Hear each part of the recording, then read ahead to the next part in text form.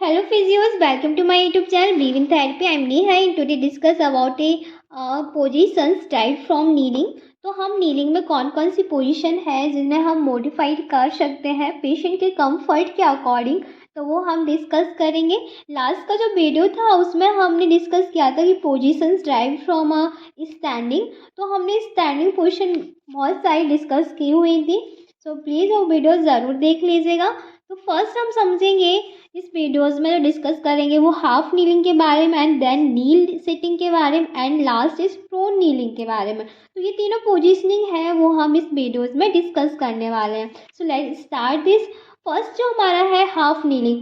Half kneeling position क्या होती है, यहाँ पे इस डायग्राम में आप देख सकते हैं। तो ये जो पोजीशन है जिसे हाफ नीलिंग बोलता है, इसमें क्या होता है कि जो हमारी पूरी बॉडी का वेट है, अपर एक्सट्रीमिटीज का ट्रंक का वेट है, वो हमारे ओनली वन लेग पे पूरा वेट जो होता है एंड अदर जो लेग होता है वो क्या होता है बैंड हो जाता है और वो सपोर्टेड होता है। ओके, तो फर्स्ट इस पॉइंट देखते हैं one knee support most of the body weight. तो वन नी है जो पूरी बॉडी वेट को सपोर्ट कर रही है। Other leg is bend at right angle at hip. जो अदर लेग है वो राइट एंगल पे पहले हिप ज्वाइंट है वो फ्लेक्स है, नी ज्वाइंट एंड एंकल्स वो भी supported on the ground, ground पे सपोर्ट है। ओके, आई होप आप ये यहाँ पे पॉइंट समझ गए होंगे। नेक्स्ट हम देखते हैं मसल्स वर्क। क्या क्या इस पोजीशनिंग में मसल्स वर्क हो रही है, तो आप यहाँ पे समझ ही सकते हैं कि जो लेग है वेंट हुआ है वहाँ पे अबडक्टर ऑफ हिप मसल्स होंगी, वो वर्क कर रही होंगी एंड द सपोर्टिव लेग को जो सपोर्ट करने वाली मसल्स हो गई यहाँ पे भी, और यहाँ पे जो वेट को ट्रांसफ़र हो रहा है एंड ट्रंक को स्टेबल करने के लिए, क्योंकि इस पोजिशनिंग में हमें ट्रंक को स्टेबिलिटी भी चाहिए, तो उसे स्टेबल करने के लिए लंबर साइड फ्लेक्सर मसल्स जो अपोजिट साइड वर्क करती है वो बैलेंस करती है ट्रंक को इस पोजीशनिंग में। And extensor of hip and knee, hip और नी की जो एक्सटेंसार मसल्स है वो भी इसमें वर्क करती हैं। तो ये जो मसल्स है वो इस पोजीशनिंग को स्टेबल बनाए रखने के लिए वर्क करती हैं और इस पोजीशन से हम इन मसल्स की भी स्टेबिलिटी को इंक्रीज कर सकते हैं। तो इस पोजीशन का यूज़ किस किस में हम करते हैं, trunk bending and rotation, trunk को फॉरवर्ड या बैकवर्ड बैंडिंग के लिए या रोटेशन साइड रोटेशन के लिए हम इस पोजीशन का यूज़ कर सकते हैं। बैलेंसिंग के लिए हम इस पोजीशनिंग को यूज़ कर सकते हैं। हमें ट्रंक की बैलेंसिंग करनी है तो हम धीरे धीरे इस पोजीशन में अपनी ट्रंक को स्टेबल या बैलेंस करने के लिए कर सकते हैं। अपर लिम्ब की एक्सरसाइज करने के लिए हम इस पोजीशन को अडोप्ट कर सकते हैं। ओके, तो आई होप आप हाफ नीलिंग के बारे में थोड़ा बहुत समझ गए होंगे। नेक्स्ट हम समझते हैं नील सिटिंग के बारे में।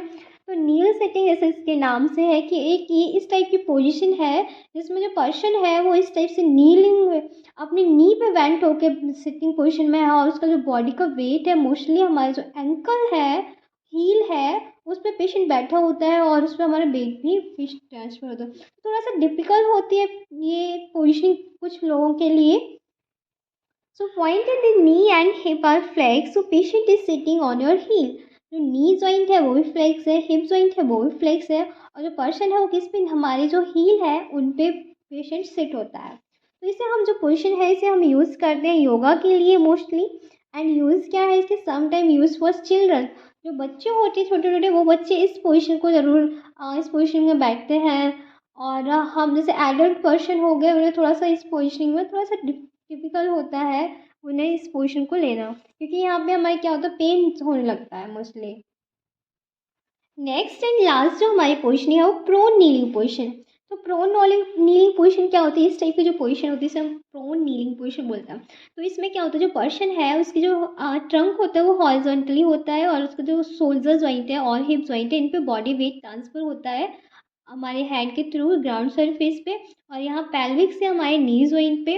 तो पेल्विस और थाई पे ये क्या होता है, ये वर्टिकली होते हैं पेल्विस एंड थाई, फिर उसका नी जॉइंट। तो यहाँ पे ये जो पोजिशनिंग होती है ये भी हम स्टेबिलिटी के लिए करते हैं, एक्सरसाइज के लिए कर सकते हैं, नेक की एक्सरसाइज के लिए, पेल्विस का एंटी पोस्टर रोटेशन या मूवमेंट्स के लिए हम इस एक्सरसाइज को कर सकते हैं।